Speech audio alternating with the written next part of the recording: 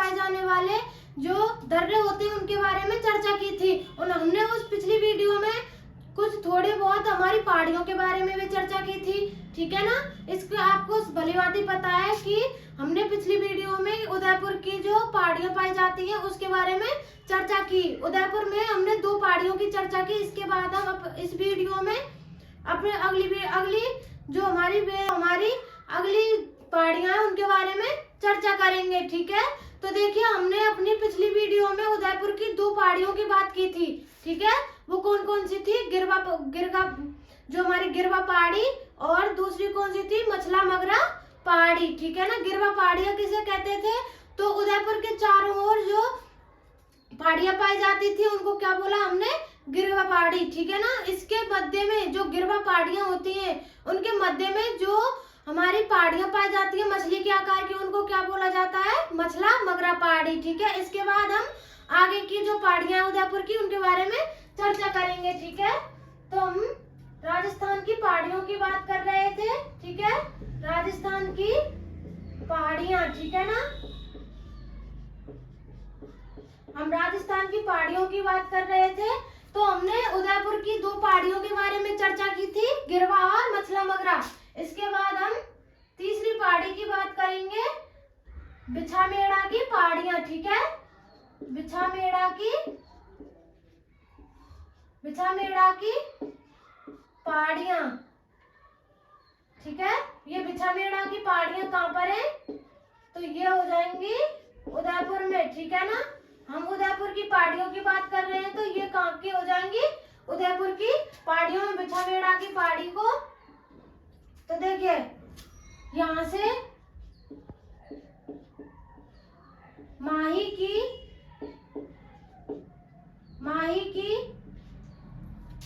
ठीक है। यहाँ से माही की सहायक नदी, ठीक है। सहायक नदी सोम का उद्गम होता है, ठीक है।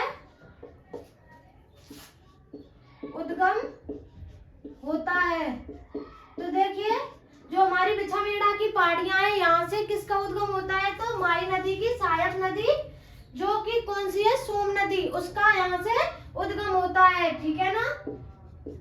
इसके बाद हम आएंगे हमारी चौथी पहाड़ी पर। वो कौन सी? हमारी बांसदरी की पहाड़ी, ठीक है ना। बांसदरी की पहाड़ियां, ठीक है ना। बांसदरी की पहाड़ियों की बात करें तो देखिए, ये बांसदरी की पहाड़ियां कहाँ है? पहले बात तो सबसे पहले उदयपुर में है, ठीक है ना। इसके बाद यह है, देखिए यह कितनी ऊंचाई है इसकी? तो 930 से 938 मीटर तक इसकी ऊंचाई है, ठीक है। इसकी ऊंचाई की बात करें तो 930 या 38 मीटर की ऊंचाई है इसकी, ठीक है। यहाँ पर कौन सा दुर्ग है? सज्जनगढ़ दुर्ग है, ठीक है ना। यहाँ पर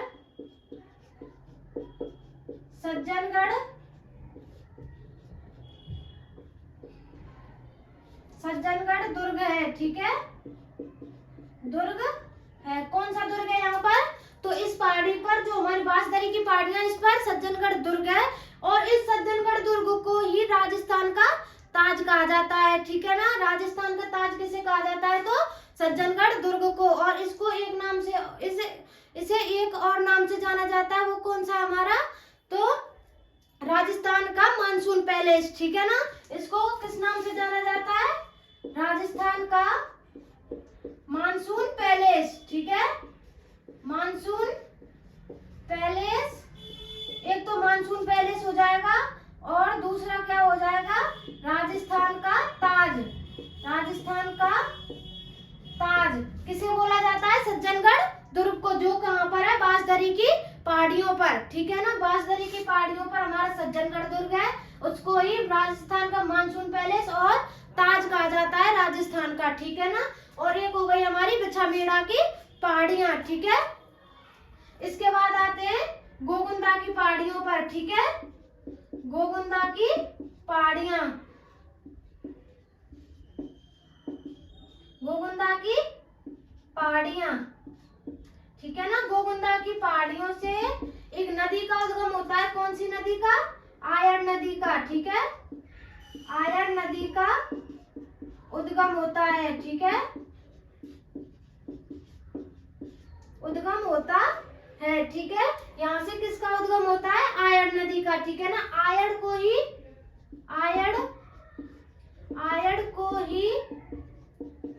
किसके नाम से जाना जाता है?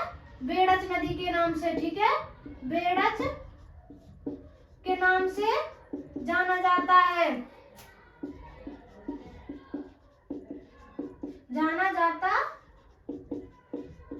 ठीक है ना। तो देखिए आयड़ नदी को ही बेड़च नदी के नाम से जाना जाता है। वो कैसे जाना जाता है? देखिए ये हो जाएंगी हमारी गोगुंदा की पहाड़ियां, ठीक है, समझे। ये हो गई हमारी गोगुंदा की पहाड़ियां। ये यहाँ से हमारी आयड़ नदी का उद्गम होता है, ठीक है, गोगुंदा की पहाड़ियों से आयड़ नदी का उद्गम होता है। देखिए यहाँ जो हमारी गोगुंदा की पहाड़ियां हैं, यहाँ से इसका उद्गम होगा तब तो इसे बोलेंगे आयड़ नदी, ठीक है, आयड़ नदी, ठीक है ना। गोगुंदा की पहाड़ियों से इसका जो उद्गम होगा वहां बोलेंगे इसे आयड़ नदी। लेकिन इसको बीच में एक जो क्या होता है? झील, ठीक है, इसको एक झील के आगे, ठीक है, इसके बीच में एक झील है, ठीक है ना। तो इस झील का नाम क्या है? उदय सागर, ठीक है, उदय सागर झील, ठीक है ना, उदय सागर झील। उदय सागर झील के आगे, ठीक है ना, उदय सागर झील के आगे से क्या बोलेंगे? बेड़च नदी, ठीक है। तो देखिए जब इसका उद्गम होगा गोगुंदा की पहाड़ियों से तब तो बोलेंगे इसे आयड़ नदी, ठीक है। लेकिन बीच में जब उदय सागर झील आ जाएगी उससे आगे इसका जो उद्गम होगा तो वो वहां से इसको क्या बोलेंगे? बेड़च नदी, ठीक है। यहाँ तक समझ में आया? और देखिए इन पहाड़ियों में, ठीक है, इन्हीं पहाड़ियों में महाराणा प्रताप का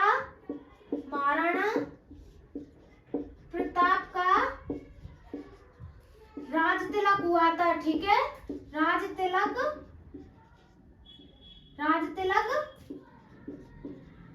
हुआ था, ठीक है ना। तो देखिए ये हो गई हमारी तीन और जो हमारे उदयपुर क्षेत्र में पाई जाती हैं, ठीक है ना। तो देखिए बिछामेड़ा, बांसदरी और गोगुंदा की पहाड़ियां, ठीक है ना। इससे पहले हमने गिरवा और मछला मगरा पहाड़ियों के बारे में पिछली वीडियो में चर्चा कर ली है, ठीक है। तो देख लीजिए ये यहाँ तक। इसके बाद हम आगे चर्चा करते हैं, ठीक है। इसके बाद और उदयपुर की पहाड़ियों के बारे में चर्चा करेंगे, ठीक है ना। तो देखिए आगे चलते हैं। इसके बाद ये आशा करती हूँ कि आपको ये समझ में आ गए होंगे।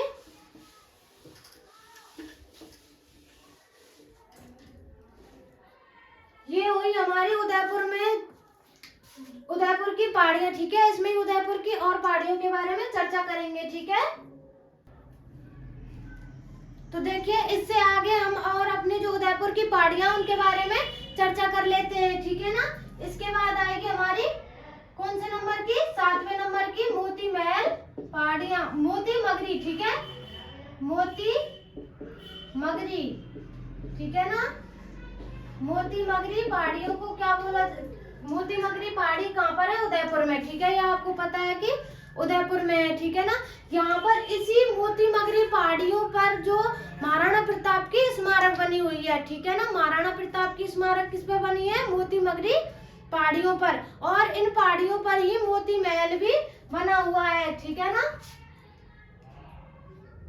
यहाँ महाराणा प्रताप की स्मारक, ठीक है, महाराणा प्रताप की स्मारक बनी है, ठीक है ना। और इससे आगे एक पॉइंट और है इसमें, जो क्या है, यहाँ पर इन पहाड़ियों पर ही मोती महल भी बना है, ठीक है। मोती महल स्थित है, मोती महल स्थित है, ठीक है ना। मोती मगरी पहाड़ियों पर ही महाराणा प्रताप की स्मारक स्थित है और मोती महल भी इन्हीं पहाड़ियों पर स्थित है। ठीक है, इसके आगे जरगा पर्वत। ठीक है, जरगा पर्वत। जरगा पर्वत, देखिए जरगा पर्वत क्या है, तो देखिए ये है राजस्थान की जो सर्वोच्च चोटियां हैं। ठीक है, राजस्थान की सर्वोच्च चोटियों में चौथे नंबर की जो सर्वोच्च चोटी है वो जरगा पर्वत ही है। ठीक है, इसकी ऊंचाई की बात करें तो कितनी है इसकी ऊंचाई? ऊंचाई हो जाएगी इसकी 1431 मीटर। ठीक है, इसकी ऊंचाई कितनी है? 1431 मीटर। यह राजस्थान की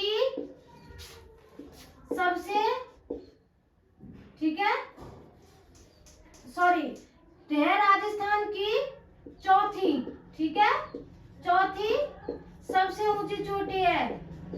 चौथी सबसे ऊंची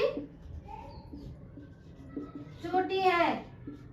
ठीक है ना, ये क्या है? जरगा पर्वत 14 से 31 मीटर इसकी ऊंचाई है और यह राजस्थान की चौथी सबसे ऊंची चोटी है। ठीक है ना, इसके बाद देशहरों की पहाड़ियां। ठीक है, देशहरों की पहाड़ियां। देशहरों की पहाड़ियां क्या है?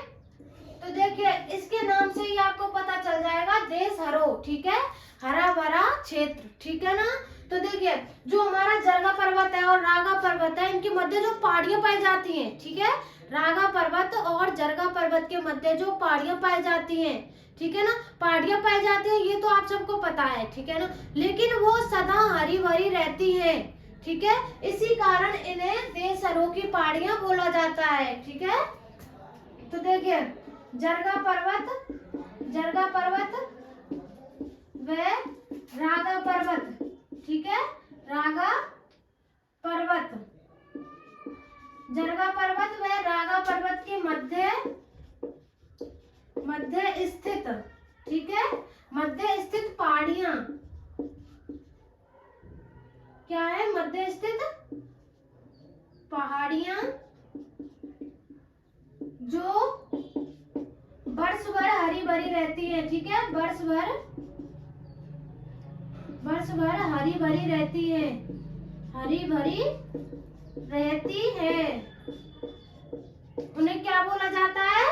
तो उन्हें बोला जाता है देशहरों की पहाड़ियां। ठीक है, आपको समझ में आया होगा कि इन पहाड़ियों को देशहरों की पहाड़ियां क्यों कहा जाता है, क्योंकि ये सदा हरी भरी रहती हैं। ठीक है ना, इसके बाद आती है हमारी चिरवा घाट। ठीक है, चिरवा घाट।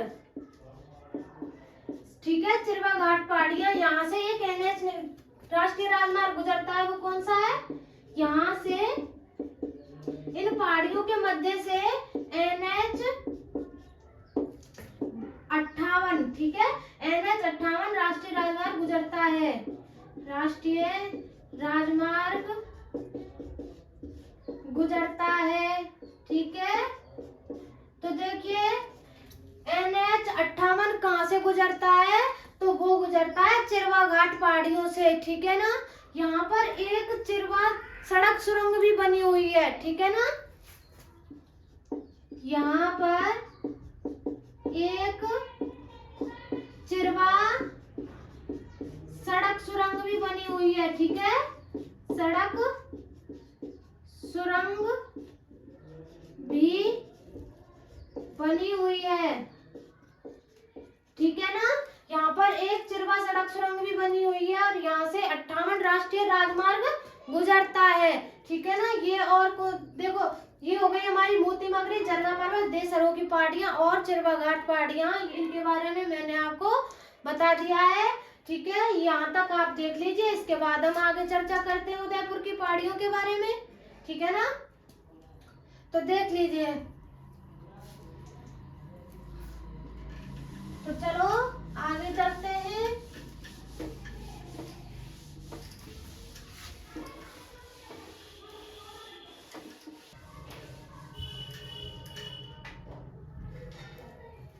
तो देखिए उदयपुर में और छोटी मोटी पहाड़ियां पाई जाती हैं, उनके बारे में चर्चा कर लेते हैं। ठीक है ना, ये हमारी हो गई थी 10 पहाड़ियां। ठीक है, उसके बाद 11वीं पहाड़ी होगी हमारी कमलनाथ पहाड़ी। ठीक है, कमलनाथ पहाड़ी। होगी हमारी माकड़ मगरा, ठीक है, माकड़ मगरा। इसके बाद रागा पर्वत, रागा पर्वत।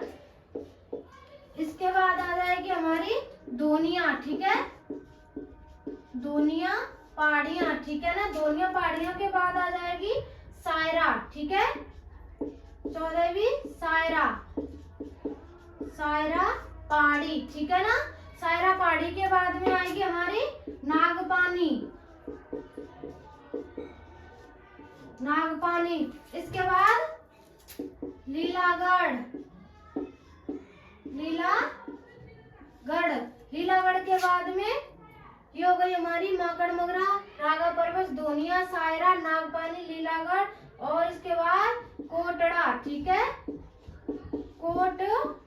कोटड़ा, ठीक है ना। ये हो गई हमारी छोटी मोटी पहाड़ियां। एक और पहाड़ी है, वो कौन सी हमारी नीमच माता पहाड़ी, नीमच माता पहाड़ी, नीमच माता पहाड़ी। इसकी क्या विशेषता है तो देखिए, यह पहले सबसे पहले तो यह उदयपुर में आपको पता है, ठीक है ना।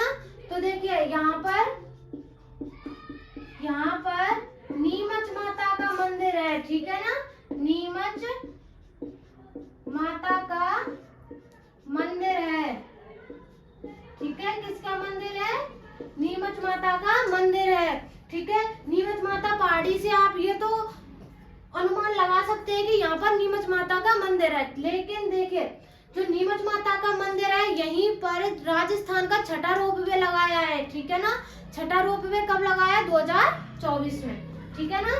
तो देखिए यहाँ पर राजस्थान का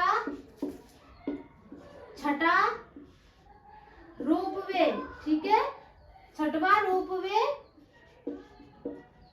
लगाया है। कब लगाया है? 2024 में, ठीक है ना। पहला जो हमारा रोपवे है वो कहाँ लगाया है? सुंदा माता पर, जो कहाँ है? जालौर में, ठीक है।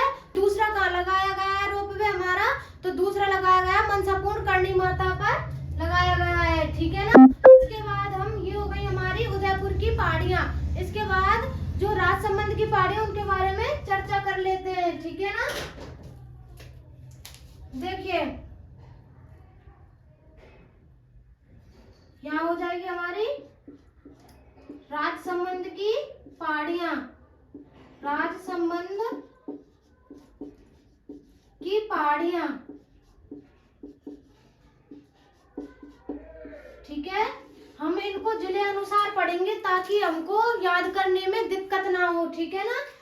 देखिए जो हमारा राजसमंद में, इनमें भी अनेक प्रकार की पहाड़ियां पाई जाती है, ठीक है ना। तो देखिए सबसे पहली पहाड़ी हो जाएगी हमारी खमनौर की पहाड़ी, ठीक है, ठीक है। खमनौर की पहाड़ियां यह है कहाँ पर? राजसमंद में, ठीक है। आपको पता है ये कहाँ है? राजसमंद में, ठीक है। ये जो खमनौर की पहाड़ियां, यहाँ से एक नदी का उद्गम होता है। वो कौन सी नदी? हमारी बनास नदी, ठीक है। यहाँ से बनास नदी का उद्गम होता है, बनास नदी का उद्गम होता है, उद्गम होता है, ठीक है। यहाँ तक देख लीजिए। इसके बाद आगे चलते हैं।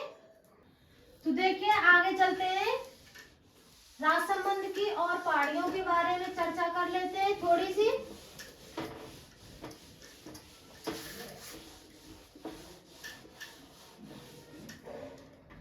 तो देखिए ये हमारे राजसमंद की खमनौर की पहाड़ी के बारे में हमने चर्चा कर ली है। इसके बाद हम दूसरी कौन सी? हमारी दिवेर की पहाड़ी, ठीक है, दिवेर की पहाड़ी, ठीक है। दिवेर की पहाड़ियों के बारे में चर्चा करेंगे। ये कहाँ पर है?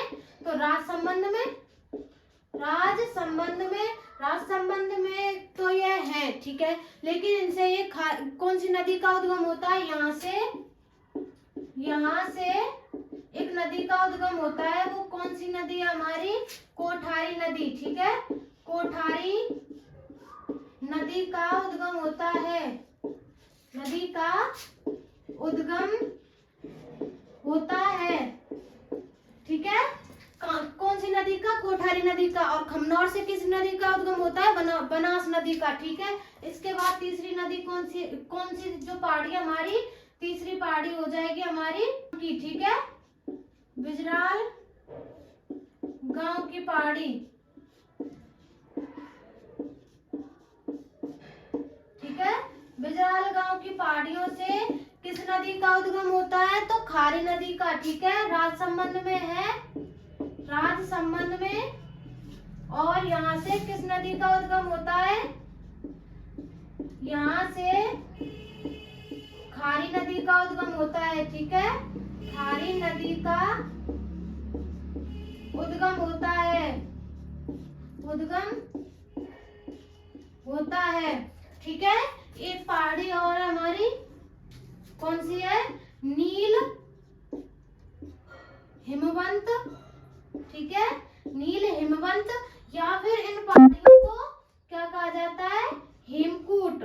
ठीक है, हेमकूट या नील हिमवंत पहाड़ी कहा जाता है। ठीक है, इनके बारे में चर्चा करें तो कहाँ पर है? राजसमंद में है, राजसमंद में। और देखिए इनकी ऊंचाई कितनी है? इनकी ऊंचाई की बात करें तो कितनी है? 1224 मीटर इसकी ऊंचाई है। ठीक है, देखो नील हिमवंत या हेमकूट जो हमारी पहाड़ी है यहाँ पर, ये कहाँ पर है? राजसमंद में। ऊंचाई कितनी है? 1224 मीटर ऊंचाई है। ठीक है, यहाँ पर एक दुर्ग भी बना है। कौन सा दुर्ग है वो? कुंभलगढ़ दुर्ग। ठीक है, यहाँ पर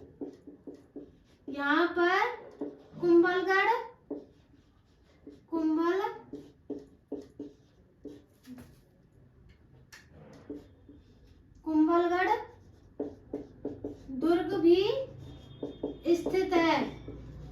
ठीक है, कुंभलगढ़ दुर्ग भी स्थित है।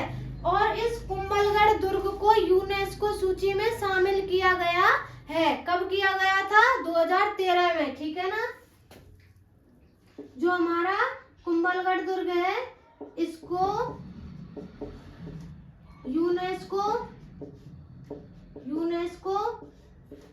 सूची में शामिल किया गया है। ठीक है, शामिल किया गया है। कब किया? 2013 में। ठीक है, ये हो गई हमारी राजसमंद की पहाड़ियां और उदयपुर की पहाड़ियां। ठीक है ना, इसके बाद हम अपनी अगली वीडियो में जो हमारी जालौर की पहाड़ियां हैं या फिर और अन्य जिलों की पहाड़ियां, उनके बारे में चर्चा करेंगे। ठीक है ना, तो अभी तक आप इसके बारे में देख लीजिए इसको। इसके बाद मिलते हैं अपनी अगली क्लास में। तो अभी तक के लिए धन्यवाद।